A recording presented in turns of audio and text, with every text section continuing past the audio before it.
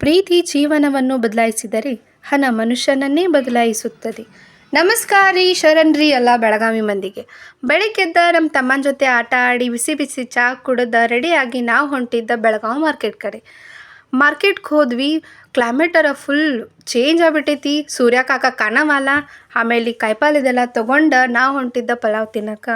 ಪಲಾವ್ ಅದು ಝಟ್ಪಟ್ ಅಂತ ಖಾಲಿ ಮಾಡಿ ಹೊರಗೆ ಬಂದ ಮನೆಗೆ ಬರ್ಬೇಕಂದು ನೋಡ್ರೆ ಬಸ್ ಸ್ಟ್ಯಾಂಡ್ದಾಗ ಒಂದೊಂದು ಬಸ್ ಇಲ್ಲ. ಭಾಳ ಹೊತ್ತನ ಕಾದು ಬಸ್ ಬಂತು. ಮನೆ ಕಡೆ ಬಂದ್ವಿ. ಮಳೆ ಹೆಂಗೋ ಜೋರಿತ್ತು. ಬಜ್ಜಿ ಅದು ತೊಗೋಬೇಕಂದು ಬಜ್ಜಿ ತೊಗೊಂಡ್ವಿ. ನಮ್ಮ ರೋಡರ ಪೂರ ರಾಡಾಗಿತ್ತು. ಆ ತೆಗ್ಗಾದಿನಿ ನೋಡಿನ ಗೊತ್ತಾಯ್ತು, ಮಳೆ ಬರಾಕತ್ತೈತಪ್ಪ, ಇನ್ನು ಚಾಲು ಇದು ಪೂರ ಸುದ್ದಿ ಅನ್ನೋದು ಗೊತ್ತಾಗಿ ಹೊಂಟ್ವಿ ಮನೆ ಕಡೆ. ಮನೆಗೆ ಹೋಗಿ ಬಜ್ಜಿ ಅದು ಎಲ್ಲ ತಿಂದು ಸ್ವಲ್ಪ ಎಡಿಟಿಂಗ್ ಅದು ಮಾಡಬೇಕು, ನನ್ನ ಚಾನಲ್ ಅದು ನೋಡ್ಬೇಕಂತ ಭಾಳ ಹೊತ್ತನ ಲ್ಯಾಪ್ಟಾಪ್ ಹಿಡ್ಕೊಂಡು ಕೂತ್ನಿ.